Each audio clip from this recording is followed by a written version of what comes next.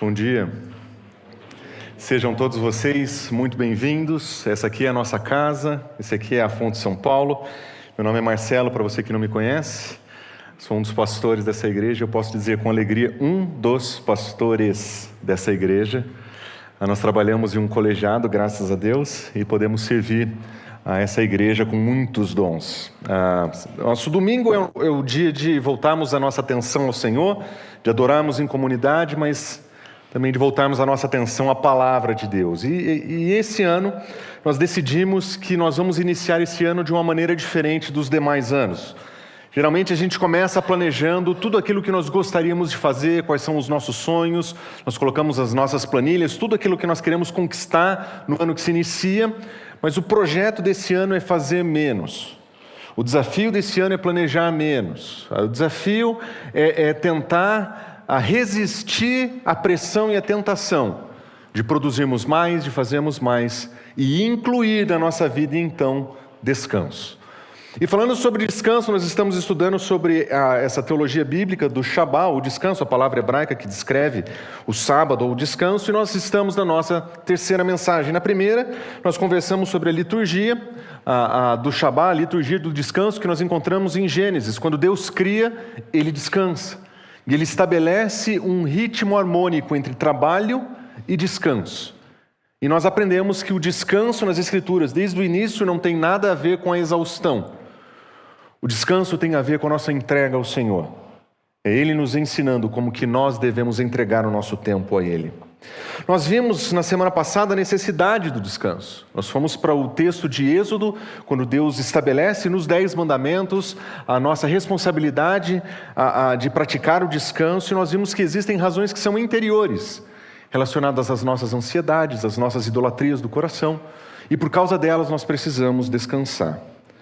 Hoje nós vamos ler os 10 mandamentos no livro de Deuteronômio. E nós vamos perceber que Moisés, quando repete a lei, ou ele entrega a lei novamente, ele apresenta o princípio do descanso novamente nos 10 mandamentos, mas nós vamos perceber que existem diferenças na redação. Ele escreve de uma maneira parecida, mas diferente. E baseado nessas diferenças, nós vamos observar que existem razões exteriores para praticarmos o descanso. Não somente aquelas que moram no nosso coração, mas aquelas pressões que vêm de fora para dentro. Aquela opressão que é colocada de fora para dentro, que vem do mundo para nós, da nossa sociedade para nós, do mercado para a vida. E nós vamos observar que a sabedoria divina nos ensina a descansar como uma forma de resistências a essas pressões. Então nessa manhã nós vamos ler, e eu queria convidar você a ficar de pé, nós vamos ler o texto de Deuteronômio, capítulo 5, versículos 12 a 15, onde nós encontramos os 10 mandamentos sendo reapresentados para o povo que vai entrar na terra prometida. O texto diz o seguinte: guarde o dia para santificá-lo, conforme o Senhor, seu Deus, ordenou. Trabalhe 6 dias e neles faça todos os seus trabalhos, mas o 7º dia é um sábado para o Senhor, o seu Deus. Nesse dia não faça trabalho algum, nem você, nem seu filho, nem a sua filha, nem o seu servo, nem a sua serva, nem o seu boi, nem o seu jumento, nem nenhum dos seus animais, nem os estrangeiros residentes nas suas cidades, para que o seu servo e a sua serva descansem com você. Lembre-se de que você foi escravo no Egito e de que o Senhor, o seu Deus, o tirou de lá com mão poderosa e com braço forte. Por isso, o Senhor, seu Deus, ordenou que você guarde o dia de descansar. Vamos orar? Senhor, essa é a Tua palavra. Essa é a Tua palavra lida nessa manhã. Essa é a Tua palavra revelada para nós. Nessa pequena porção da Escritura, nós queremos ouvir a Tua voz. Nós queremos ouvir a Tua sabedoria. E acima de tudo, Senhor, nós queremos entender como que ela pode ser viva e eficaz na nossa vida hoje. Por isso, usa esse tempo, usa o Teu Espírito, usa a Tua palavra para transformar as nossas vidas e o nosso coração. Nós oramos em nome de Jesus. Amém. Pode sentar. O descanso, ele é um ato de resistência. Nós já vimos que o descanso é um ato de fé. Nós declaramos, quando descansamos, que o nosso Senhor, Ele continua cuidando do mundo, que Ele continua soberano. Nós declaramos que Ele continua provedor, é um ato de fé. Descansar é uma confissão, dizendo, Deus, cuide daquilo que eu não posso cuidar. Nas minhas limitações, nos meus fracassos, nas minhas fraquezas, eu não tenho como sustentar todo o meu mundo com as minhas mãos. Mas eu creio em um Deus que sustenta todo o universo com suas mãos. E que porque Ele tem esse tipo de poder, Ele pode cuidar da minha vida, mesmo quando eu decido não trabalhar para investir tempo na presença dEle. E o que nós vamos observar hoje é que, além de confissão de fé, além de um ato de confiança, o descanso também tem que ser um ato de resistência. Nós estamos sendo a todo momento convidados a adotar um tipo de vida que não é compatível com aquilo que Deus espera de nós. Nós acreditamos que o mundanismo e as coisas do mundo sejam somente as coisas que são imorais, aquelas que são declaradamente contrárias à moral de Deus. Mas o sistema do mundo é muito mais profundo do que isso, e nós vamos ver que ele é muito mais perverso do que isso. Ele também vai perverter as coisas boas que Deus nos oferece. E vai usar essas coisas boas para aprisionar o nosso coração. O nosso trabalho é uma dádiva divina, nós sabemos disso. O nosso trabalho não é resultado dos nossos esforços. É a graça de Deus que tem conduzido a nossa vida até aqui. É o nosso meio de providência, mas é o meio de providência que o Senhor nos deu. E nós sabemos disso. Mas esse mundo vai perverter até isso, para que a gente acredite que o trabalho é fruto do nosso esforço, fruto da nossa capacidade, que nós estamos controlando todas as coisas que acontecem lá dentro e que para garantir que isso seja bom, para garantir que isso seja uma dádiva, você tem que se esforçar, você tem que ralar para então alcançar os seus sonhos, o seu salário, a sua promoção, e nós vivemos correndo atrás dessas coisas. E de uma maneira sutil, nós vamos perceber que o nosso mundo vai nos ensinar a transformar o nosso trabalho em idolatria. E nós vamos nos rendendo aos poucos aos encantos dessa adoração, que compete com a adoração do Senhor. E aos poucos nós vamos permitindo que nós sejamos moldados por um jeitão, um modo de pensar, que já não é mais compatível com a graça de Deus.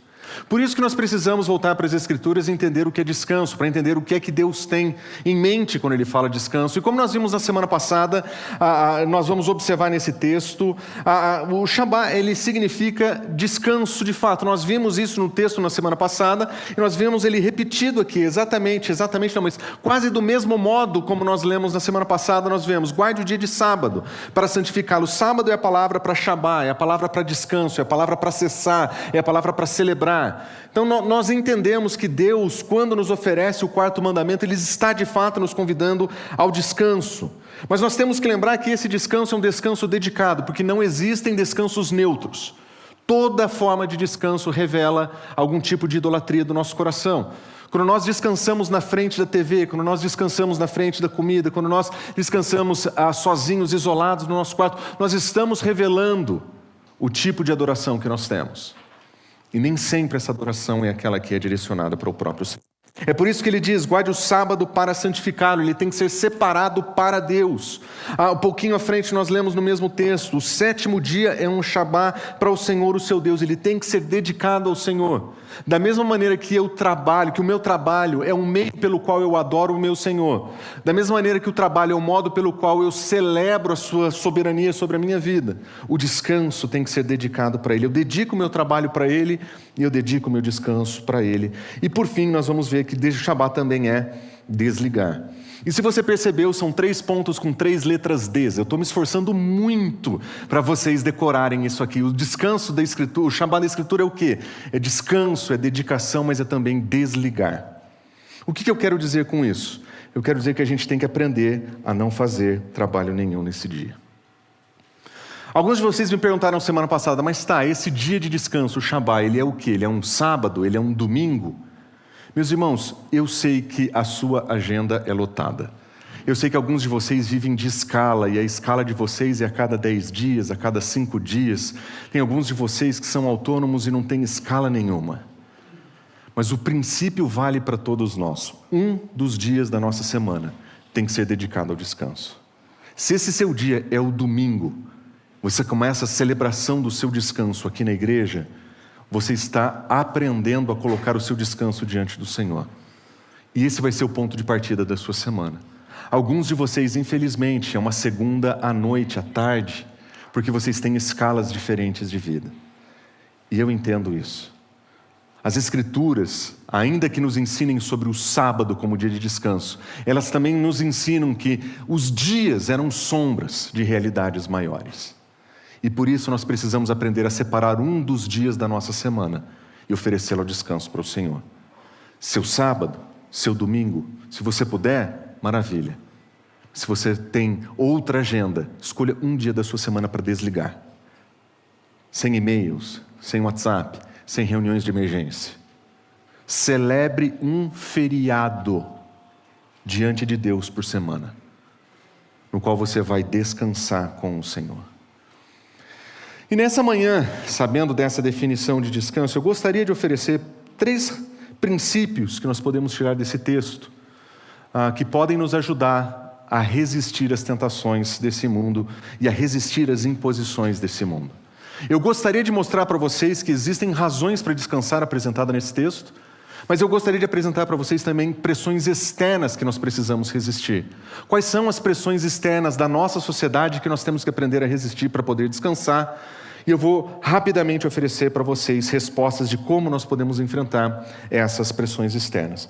O meu desejo é que, lendo a Escritura nessa manhã, você consiga ver quão moderna, contemporânea a palavra de Deus é. O quanto essa palavra é viva e eficaz para nós hoje. Ela não é somente um texto que foi escrito para o pessoal que saiu do Egito lá atrás. Esse é um texto que foi escrito também para mim e para você. E baseado nele nós vamos poder reorientar a nossa visão de mundo e reorientar as nossas afeições. Mas vamos lá. Razões para descansar. Nós vimos na semana passada que, nos 10 mandamentos, que a razão do descanso era a criação. Porque Deus fez o mundo em 6 dias e descansou no 7º, essa era a razão que nós vemos ali. Mas em Deuteronômio parece que Deus tem uma outra perspectiva, Ele quer ensinar de uma outra perspectiva o descanso. Sim, o descanso tal como estabelecido na criação, ele é criacional, ele é para todo mundo nesse sentido, mas para o seu povo Ele vai dizer que o Shabá, o descanso, ele é primeiramente redentivo, ele começa a partir da redenção. Observe o que o texto diz em Deuteronômio capítulo 5, versículo 15, ele diz: lembre-se que você foi escravo no Egito e que o Senhor, o seu Deus, te tirou de lá com mão poderosa. A primeira coisa que Moisés quer que o povo lembre nesse dia é que Deus os tinha tirado do Egito, que essa saída do Egito tinha sido um ato da poderosa mão de Deus. E nós lemos esse texto lembrando do dia em que Deus nos tirou do império das trevas e nos trouxe para o mundo da sua luz. E por causa da redenção que nós temos em Cristo Jesus, nós olhamos para a nossa experiência de vida como uma experiência de transformação. Nós somos retirados desse mundo e nós somos colocados num reino. E nesse reino de Deus, os valores e os princípios são diferentes. Nós estávamos em um mundo movido pelo mercado, nós estávamos em um mundo movido pelas pressões da vida contemporânea e a correria. Nós fomos resgatados desse lugar para vivermos o reino de Deus. E quando nós olhamos para a vida da perspectiva da redenção, nós começamos a entender que o ato de Cristo Jesus em nos redimir não foi somente dos nossos pecados, para que um dia a gente tenha vida eterna no céu, lá na eternidade. Não, a vida eterna é hoje, é agora. Nós desfrutamos dessa vida hoje, de uma vida plena hoje, no meio do nosso caos. O nosso Egito não é um lugar de onde a gente sai. O nosso Egito é um sistema ao qual a gente não pertence, porque nós somos tirados de lá.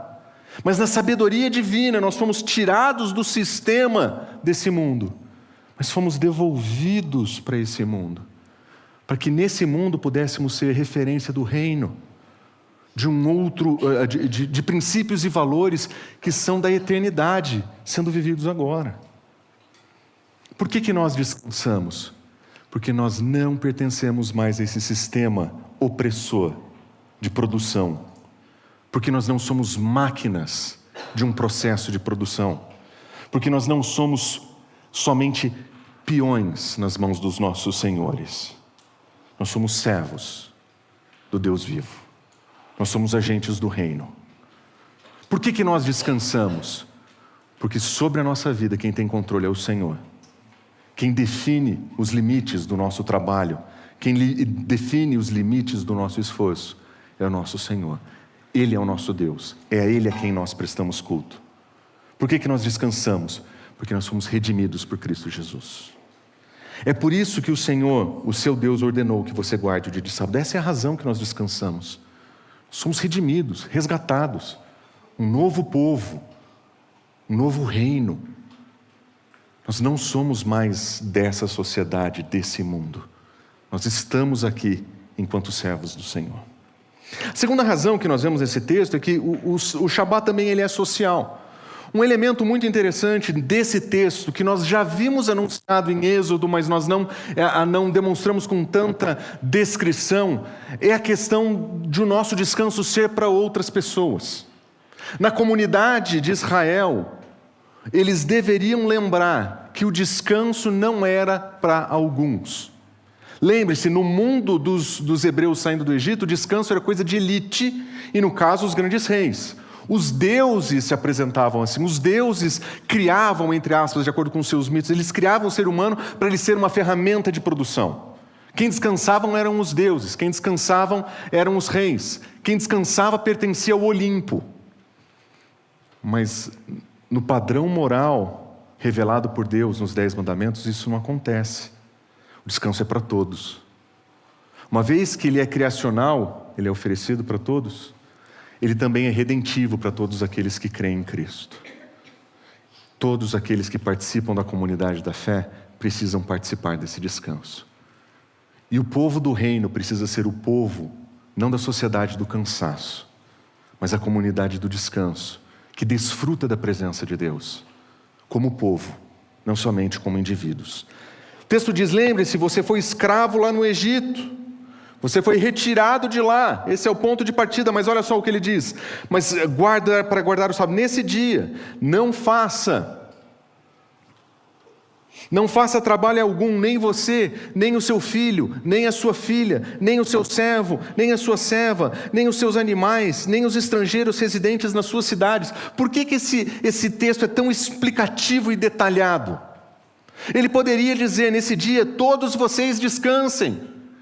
Mas corria o risco do hebreu olhar para aquilo e falar assim, todos vocês hebreus, todos vocês povo de Deus.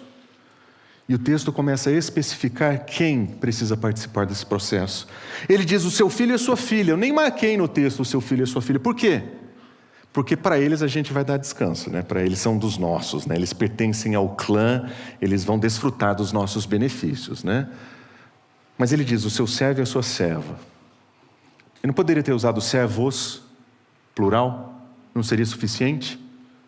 Não pegaria todo mundo? Por que servo e servá? Porque ele está especificando que as mulheres que pertencem àquela comunidade, mesmo que não tenham sido descritas como pertencentes à sociedade dos livres, elas têm direitos a descanso. Por que isso é importante? Porque no mundo de Moisés, as mulheres valiam alguns camelos. Elas eram propriedade explorada de trabalho, mas não no reino. No reino de Deus, não. No reino de Deus, elas são imagem de Deus, homem e mulher criado à imagem de Deus. Elas são protegidas pelo próprio Senhor. Mas e o estrangeiro que estiver morando aqui com a gente? Então a gente fica de férias no sábado e a gente vai explorar o estrangeiro? O Senhor diz, não, de maneira nenhuma. O estrangeiro com você. Todo mundo na comunidade do reino tem que descansar.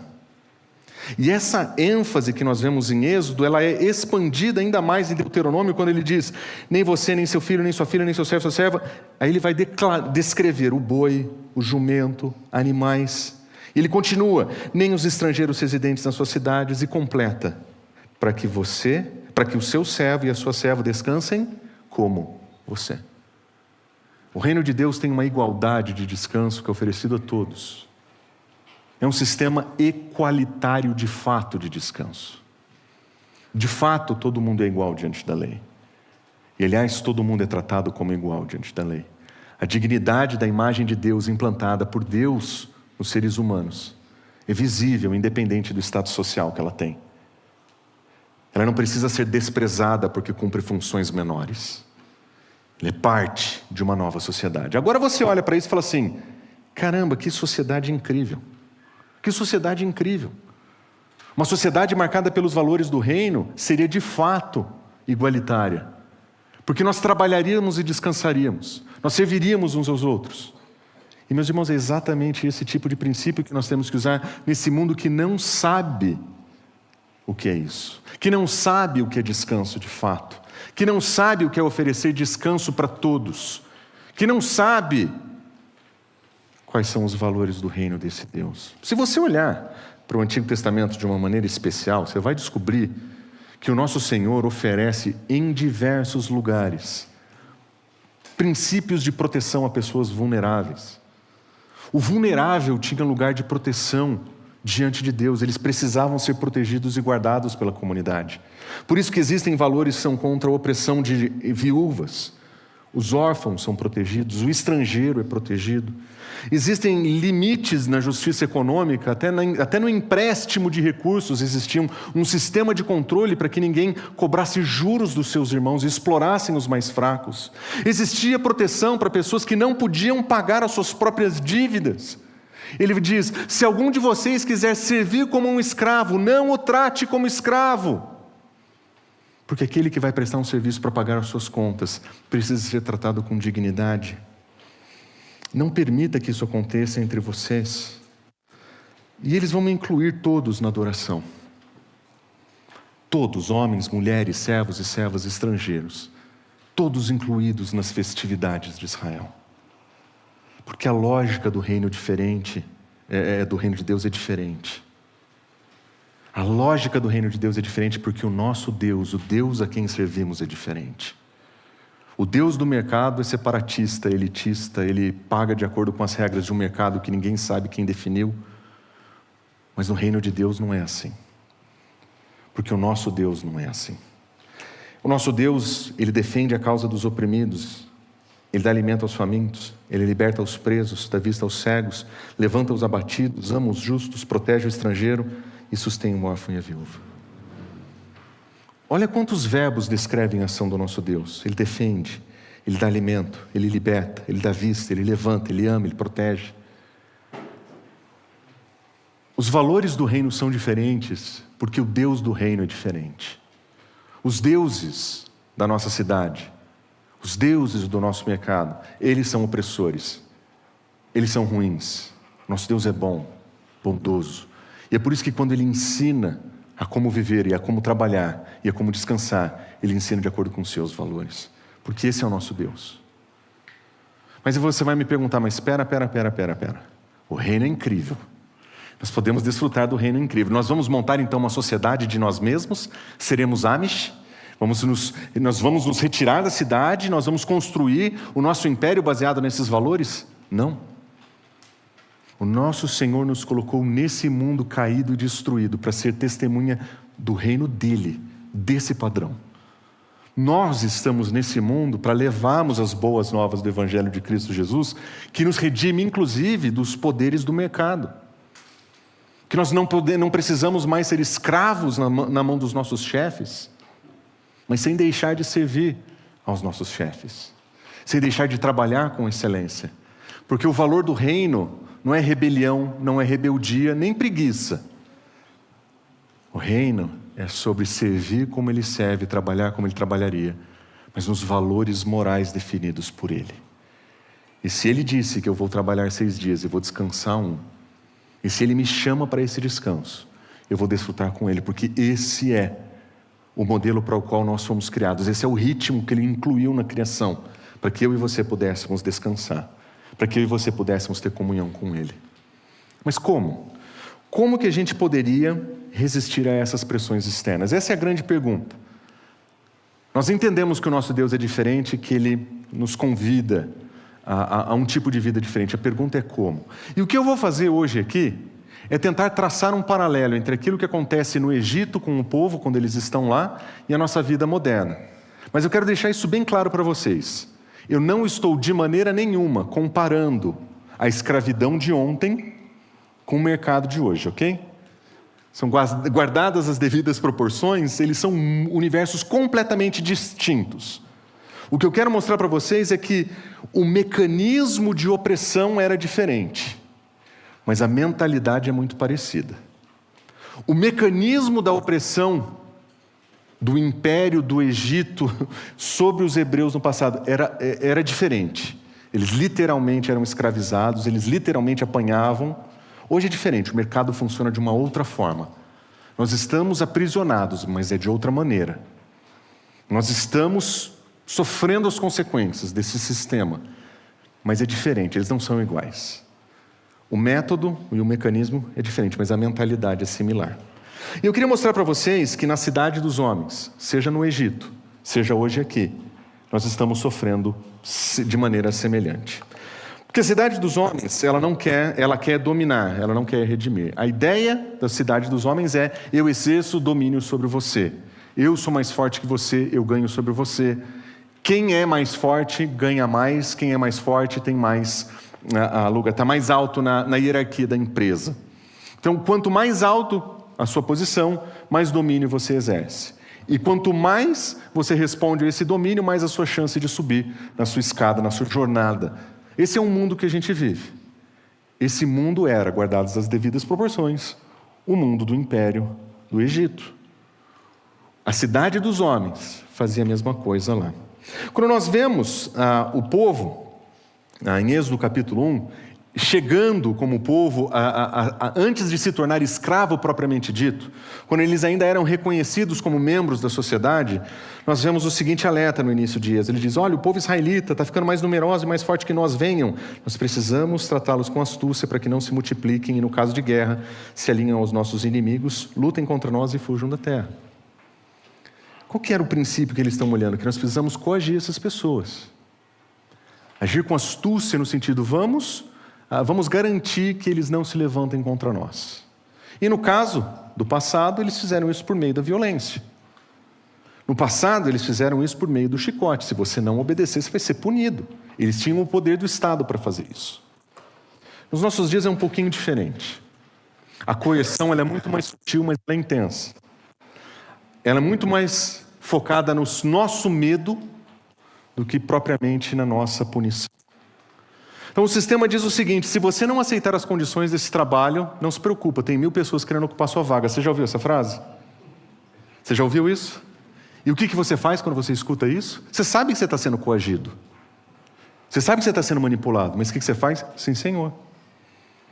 Nosso sistema de coerção, ele é muito mais sutil, ele ataca o teu medo. E você sabe como que ele garante que você faça isso? Ele atua na tua ansiedade. Porque se você quiser ser promovido, você tem que estar de bem com o seu chefe. E na sua ansiedade por conquistar, ter mais, você se voluntaria para fazer aquilo que você não queria fazer. Nós todos passamos por isso, não é verdade?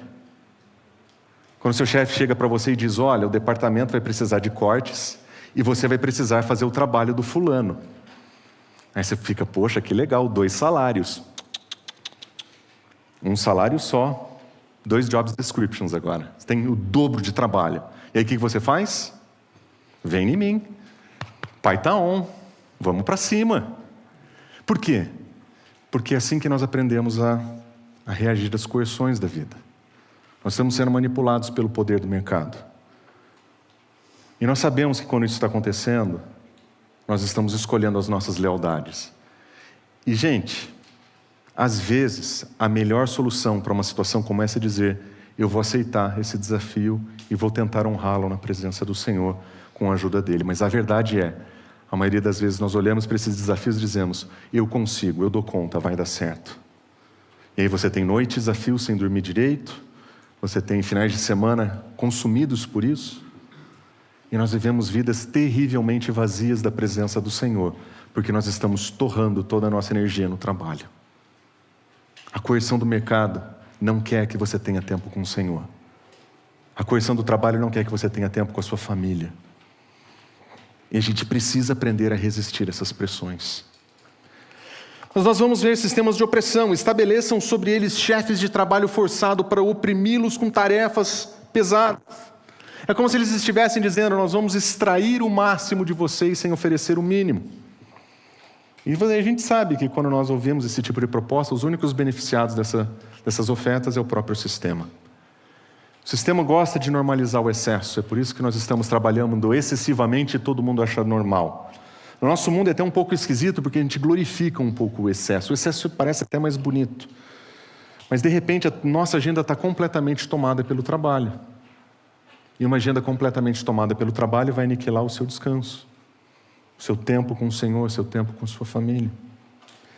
Ele continua, tornem-lhes a vida amarga. Em todos os trabalhos forçados, os egípcios sujeitavam a cruel escravidão.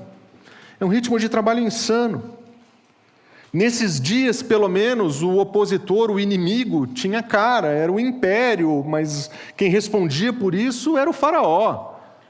Eles sabiam que o trabalho estava sendo imposto pelos faraós, mas hoje em dia, quem é o nosso faraó? É o mercado, a gente não sabe nem quem ele é.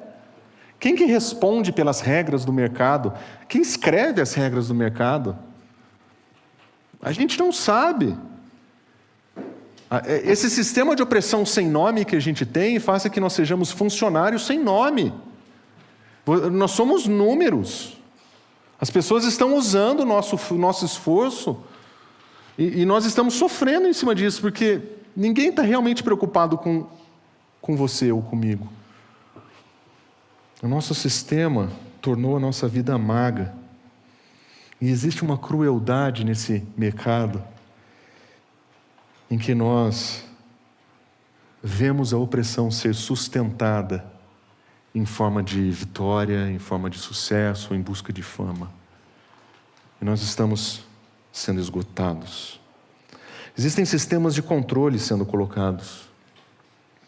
No caso dos egípcios, eles decidiram o seguinte, quando vocês, falando para as parteiras que estavam no Egito, quando vocês ajudarem as hebreias a dar à luz, observem o local do apoio do parto. Se for menino, mate-o. Se for menina, deixe viver. Eles não queriam que eles se multiplicassem, eles queriam que o povo deixasse de crescer, porque um grupo grande morando dentro do seu império poderia ser uma ameaça. Mas é uma contenção, uma forma de controle. Se fosse nos nossos dias, talvez, o chefe do império diria o seguinte, e se a gente criasse uma força-tarefa, que fosse atrás dos estrangeiros que estão aqui, e ao invés de eliminá-los, a gente deportasse todos eles. Vamos pegar esse pessoal que não é daqui, e vamos devolver eles para a sua própria nação. Porque nós precisamos controlar as situações. Ou quem sabe, como acontece com a gente aqui, vamos exercer tamanho domínio sobre as pessoas, para que eles acreditem que eles não devem ter filhos, porque uma vida sem filhos é uma vida de sucesso. Porque se você quiser ter sucesso na sua vida, você tem que abandonar a ideia de ser pai. Nós estamos vendo uma geração de jovens acreditando nessa mentira, sentenciando os seus pais a nunca serem avós, os seus irmãos a nunca serem tios dos seus filhos, porque eles escolheram o que é bom para eles. Para mim é melhor não ter filho. Para mim é melhor não procriar. Porque para o meu modo de vida, para o meu projeto, os filhos são um problema. Porque no meu trabalho não dá para compatibilizar.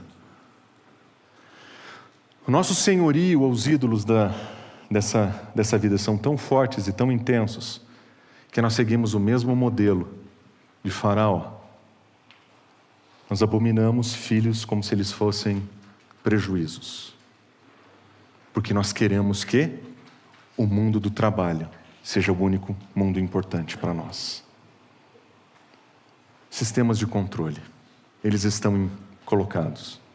E o nosso sistema voluntariamente oferece seus filhos para serem sacrificados, quando a concepção não é desejada.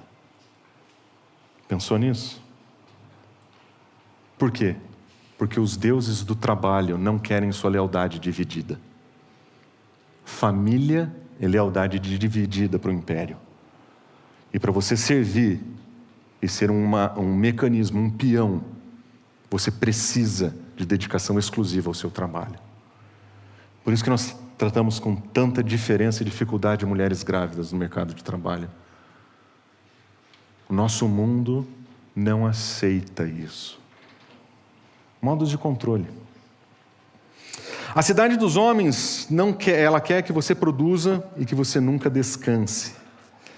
Observe que nós lemos no texto. No problema que eles estão enfrentando com os hebreus, eles dizem o seguinte: não forneçam mais palhas para o povo fazer tijolos como antes. Eles que tratem de ir a juntar a palha, exijam a mesma quantidade de tijolos que eles faziam antes e não reduzam a cota. Produza mais, com menos. É um sistema que trata na tua eficiência.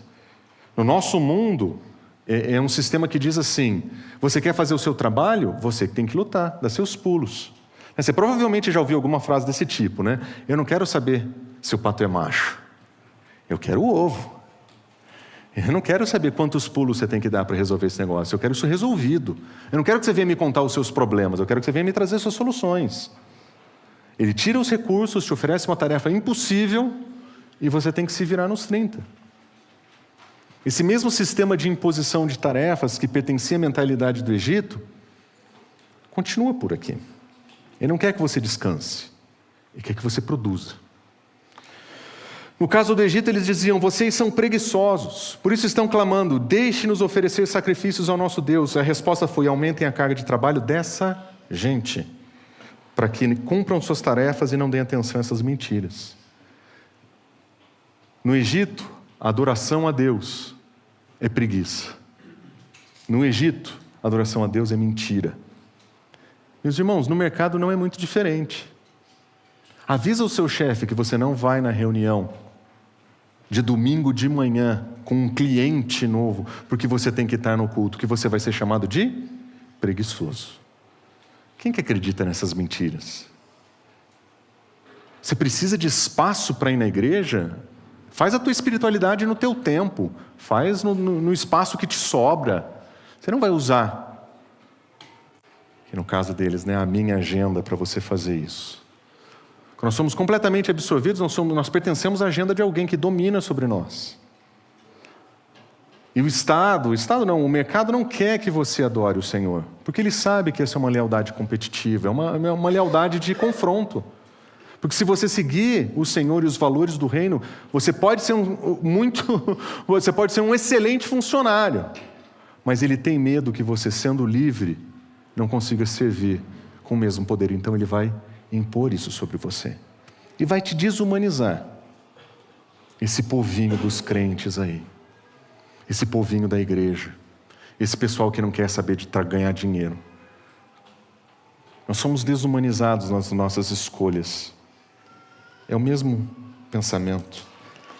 O que eles querem é produtividade. Completem a mesma tarefa que foi exigida de vocês quando tinham palhas. Façam tijolos. Nunca é suficiente. A meta nunca é suficiente. Você bate a meta e a meta não é suficiente. Ninguém está satisfeito nunca com a quantidade do seu trabalho. O máximo que você ganha é uma reunião do time, um aplauso, alguém fala parabéns para o fulano e todo o teu reconhecimento foi ali. Talvez uma horinha extra aqui, talvez um aumentinho ali, talvez, quem sabe, uma boa propaganda para a próxima vaga que vai abrir num departamento acima do seu, mas é isso. Esse é o mundo que a gente vive. Produz. Produza o suficiente para que você não possa descansar. Eles diziam: preguiçosos é o que vocês são, preguiçosos, por isso andam dizendo: iremos oferecer sacrifício ao Senhor. Agora voltem ao trabalho. Vocês não receberão palha alguma, continuem a produzir a cota integral de tijolos. O Egito exigia lealdade absoluta ao trabalho, igualzinho o mercado dos nossos dias. Lealdade absoluta. Sem família, sem tempo de descanso, sem pensar no Senhor, sem se entregar a nenhuma outra coisa, porque a única coisa que realmente satisfaz é o trabalho, a única coisa que realmente promove prosperidade é o trabalho, e você vai ser feliz quando você chegar no topo, e você vai ser feliz quando tiver dinheiro. E nós sabemos que isso é mentira, porque as pessoas que estão no topo estão todas medicadas, vivem vidas vazias, sem filhos, sozinhos, desfrutando dessa falsa prosperidade que eles venderam para nós. Mas você percebe que o espírito do Egito, do império, é antagônico à adoração do Senhor? Você percebe isso? Que o nosso mundo não é neutro, que o mercado não é neutro, que as regras do mercado não são neutras. Não existe espaço para adoração dividida. O nosso mundo quer o seu coração completo, a sua devoção completa, o seu tempo completo, e quer toda a tua força. É por isso que, quando Deus se revela, no seu principal mandamento, Ele diz: ame o Senhor teu Deus de todo o teu coração, de toda a tua alma e de toda a tua força. São devoções que estão competindo. E, meus irmãos, nós estamos sendo seduzidos por esse tipo de idolatria, que quer tudo de nós e não nos dá nada em troca. E nós precisamos aprender a resistir. A grande pergunta, então, é como é que a gente vai resistir? Eu sei que a metodologia do Egito era diferente do método dos nossos dias, mas a cidade dos homens continua com seus motivos e modelos para nos tirar a atenção do Senhor. E eu quero oferecer para vocês 3 princípios que podem ajudá-los a enfrentar essas resistências que nós ouvimos nesse mundo. E se nós conseguirmos olhar para esses 3 princípios, eu tenho a impressão que nós vamos entender a diferença entre dedicação ao trabalho, que é uma coisa cristã e bíblica, excelência no trabalho, que é uma coisa cristã e bíblica, e devoção ao trabalho, que é uma coisa desse mundo. Devoção ao trabalho é diferente de excelência no trabalho. E eu espero que esses 3 princípios ajudem a gente a fazer essa distinção entre falar: eu faço um bom trabalho com excelência, e eu sou um devoto do meu trabalho, escravizado nesse lugar. O primeiro princípio que eu quero apresentar para vocês é que nós precisamos ter a redenção em Cristo Jesus como ponto de partida da nossa vida. Deixa eu gastar um tempinho para explicar o que eu quero dizer com isso para vocês. Quando nós ouvimos a mensagem do Evangelho, nós lembramos que nós somos reconectados com o Senhor. Por causa de Cristo Jesus, que morreu por causa dos nossos pecados, Ele nos oferece vida eterna com Deus. E esse é o reestabelecimento do nosso relacionamento espiritual e o nosso relacionamento mais importante. E nós pregamos isso e nós anunciamos isso, mas nós precisamos lembrar que o Evangelho é muito mais do que isso, muito mais do que isso. Em Cristo Jesus, todos os nossos relacionamentos podem ser restaurados. Os nossos relacionamentos uns com os outros são reconciliados em Cristo Jesus.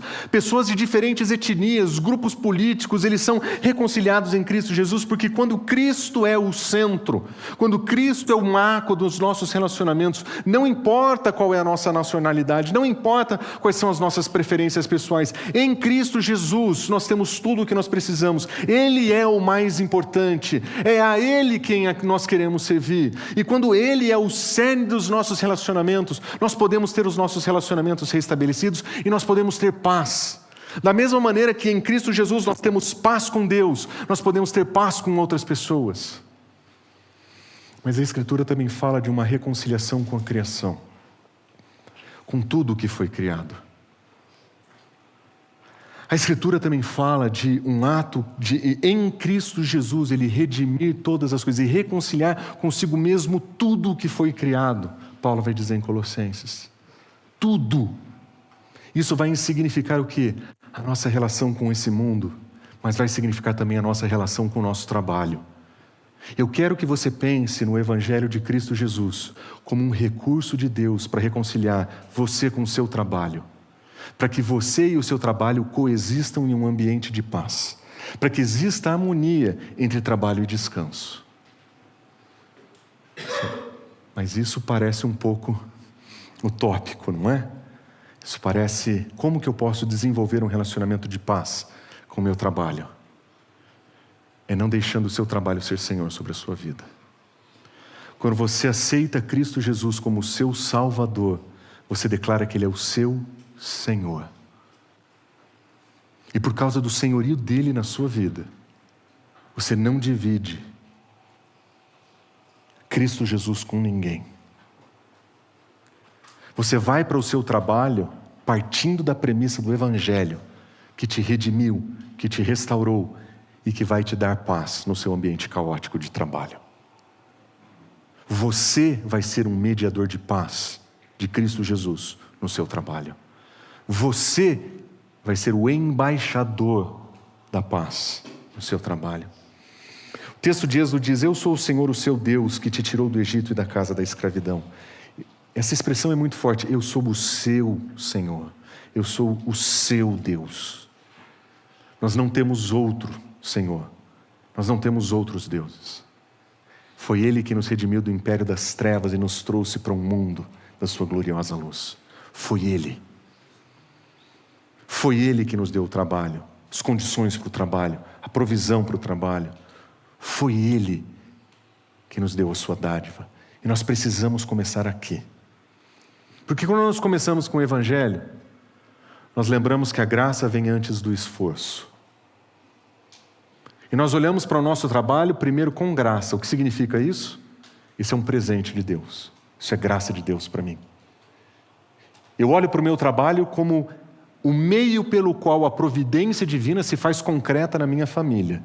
O iogurte que meu filho comeu hoje de manhã é a manifestação concreta da providência de Deus na minha vida. Eu começo com graça, depois esforço. Primeiro eu agradeço, depois eu trabalho. Primeiro eu entrego, depois eu sirvo. Quando nós começamos com o Evangelho, nós começamos a desenvolver uma nova perspectiva de paz com o trabalho. Quer dizer então que o nosso relacionamento de paz vai ser instantâneo com o trabalho? Claro que não. Como tudo na vida não é. Como a sua tia Cleide continua sendo um desafio no Natal. Nós temos desafios com pessoas difíceis. Mas nós sabemos que em Cristo Jesus pode existir paz porque existe perdão. Nós sabemos que existe paz porque existe restauração. É a mesma coisa com o nosso trabalho. Nós sabemos que pode existir paz lá, porque o nosso Senhor é um Deus pacificador, que enviou Cristo Jesus como uma oferta de paz para pessoas que não conhecem a Ele. E nós somos mensageiros dessa paz. Nós não seremos os revolucionários, nós não somos o povo do piquete, nós somos o povo da pacificação e da paz. E quando o meu trabalho é um ato de adoração, quando o meu trabalho é um ato de entrega, reconhecendo a dádiva dele, eu tenho paz com a minha profissão. Quantos de vocês se sentem com uma certa frequência que estão no lugar errado, fazendo a coisa errada, colocados na posição errada, trabalhando com a equipe errada? Meus irmãos, se você tem esse sentimento, deixa eu dizer, você é a pessoa certa para ser um pacificador. Porque se você está sentindo isso, tem mais um monte de gente no teu time assim. E nós podemos convidar pessoas a encontrarem paz com um ofício que, no fundo, Deus deu para elas e elas não sabem. Comecem com o Evangelho e vocês vão aprender a começar a resistir às tentações e às pressões que vêm de fora para nos amoldar ao mercado desse mundo. Segundo princípio, tenha a adoração como princípio norteador. Tenha o teu trabalho como ato de adoração. Se o norte da tua vida é a adoração ao Senhor, o seu trabalho vai ser bem feito. O Senhor não te chamou para preguiça, o Senhor não te chamou para dar migué, não te chamou para ser John Narmles no trabalho. Você foi chamado para ser um representante de Cristo Jesus ali. E ali você vai servir com excelência. Mas você não vai permitir que aquilo se torne um Deus na sua vida. E existe uma grande diferença entre ser excelente e ser devoto. O devoto é um escravo do sistema, amarrado com correntes de ouro para não reclamar. O escravo, ele vive para o trabalho, faz tudo para o trabalho, e o trabalho existe para o trabalho, o descanso existe para o trabalho, as férias existem para o trabalho. Tudo para que você tenha maior performance. Aquele que serve o Senhor no seu trabalho, que faz tudo para a glória de Deus, ele executa com excelência o seu trabalho, sabendo que o que ele faz para o Senhor. Em tudo o que fizerdes, sejam em palavras ou em ações, façamos em nome de Cristo Jesus. Tudo. Isso inclui aquele relatório que você não quer fazer, isso inclui aquela conversa difícil que você não quer ter, isso inclui algumas reuniões que vão ser fora do horário. Inclui, mas não é isso que define quem você é, não é isso que define a tua adoração. Quando o Senhor nos ensina sobre o descanso, Ele diz: não tenham outros deuses além de mim. Não aceitem ídolos do mercado de trabalho na sua vida. Filhinhos, guardem-se dos ídolos, João dizia. Nós temos que estar atentos para que o nosso trabalho não tome todo o nosso coração. E por fim, eu gostaria de lembrar para você que você vai resistir se você aprender a ter o Shabá, o seu descanso, como um ato de resistência. O Shabá como um ato de resistência. Você vai dizer: eu não vou ceder às pressões do trabalho, às ansiedades do meu chefe, porque hoje eu vou descansar com o meu Deus. Eu não vou ceder às pressões do trabalho e das agendas hoje, porque hoje eu vou celebrar o meu Senhor.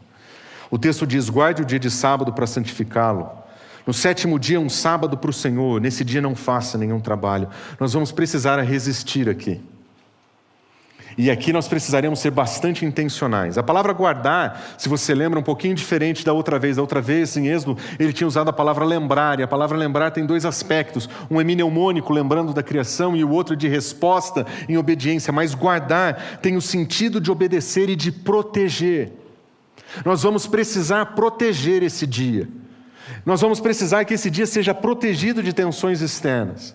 Por quê? Porque o mercado de trabalho, quando se torna Deus nas nossas vidas, ele atropela o nosso descanso.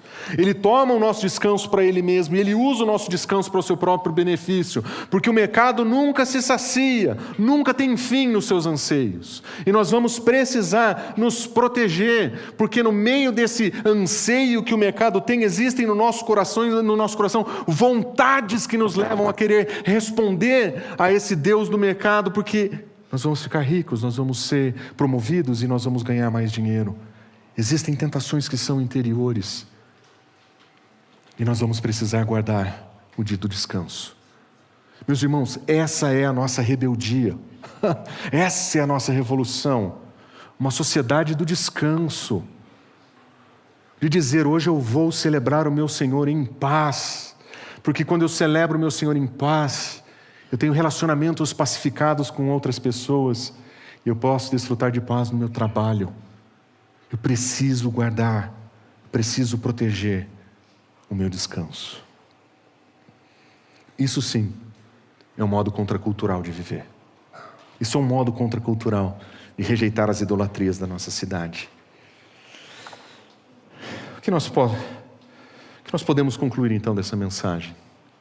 Olhando para o texto de Deuteronômio, nós percebemos que existem pressões externas nos assediando o tempo todo. E que eventualmente os nossos anseios internos respondem às pressões externas em forma de idolatria. Mas se nós aprendemos a descansar na presença do Senhor, nós vamos viver uma semana de trabalho para a glória de Deus. E nós vamos viver um tempo de descanso na presença de Deus. E nós precisamos aprender a fazer isso. O lembrete é: lembre-se, você foi escravo. Em Cristo Jesus você não é escravo do mercado. Em Cristo Jesus você não é mais um peão de obras do mercado. Você não é parte do mecanismo, desse sistema de opressão. Agora você é um salvo em Cristo Jesus, redimido pela graça, que faz tudo para a glória de Deus. E no seu trabalho, seja com palavras ou com ação, você faz para Cristo Jesus. Você trata o seu chefe como seu Senhor, como você trataria o seu Senhor Deus. Você trabalha com afinco e excelência, mas descansa sem culpa, sabendo que o seu Senhor se agrada dessas coisas. Lembre-se de quem você é. Você não é um membro da tua empresa. Você não é um soldado da tropa do mercado. Você não é um adepto dos deuses da produtividade. Você é um filho amado por Deus em Cristo Jesus, chamado para uma novidade de vida hoje. Você é salvo, redimido e amado. Você já tem tudo o que você precisa para a vida. Você já recebeu tudo o que te dá satisfação. Você já foi abençoado com toda sorte de bênção nas regiões celestiais. Você já recebeu, você não precisa lutar para receber essas coisas mais. A tua satisfação não está no dinheiro. A tua satisfação e alegria não estão nas conquistas. A tua satisfação e alegria está no fato de que nós somos filhos amados do nosso Senhor. E que, como filhos, o nosso Senhor nos trata com profundo amor. E Ele mesmo, que nos resgatou desse império, agora nos convida a voltar como membros do reino dEle. Essa é a nossa identidade. E é por isso que eu queria convidar você a levar o descanso a sério. Descanso é um ato de fé, é uma confissão de fé, mas é um ato de resistência. E nós precisamos aprender a resistir às tensões externas, olhando para Cristo Jesus, lembrando da nossa adoração exclusiva ao nosso Deus e trabalhando com excelência para a glória do nosso Senhor. Vamos orar? Senhor Deus, muito obrigado, porque mais uma vez a Tua palavra confronta o nosso coração e nos conforta. Mais uma vez, nós somos levados à Tua presença e a vislumbrar a Tua sabedoria. Senhor, esse mundo tenazmente nos assedia, vivemos de maneira amoldada a Ele. Ele quer cativar consciências, quer cativar corações. E nesse caos, Senhor, nós temos falhado. Às vezes nós criamos deuses que moram no nosso coração, a quem nós adoramos em secreto, Senhor. Mas que nós queremos reconhecer, nós não queremos isso nas nossas vidas. Nós queremos adorar o Senhor exclusivamente. Nós queremos servir o Senhor exclusivamente em tudo o que fizermos. E nós queremos, Senhor, demonstrar o Teu amor restaurador, pacificador, para todos aqueles com quem nós servimos no nosso trabalho. Senhor, nos dá uma semana de trabalho excelente na Tua presença e nos ajuda a dedicar o nosso descanso ao Senhor. Nós Te amamos e queremos mais do Senhor. Nós oramos em nome de Jesus. Amém.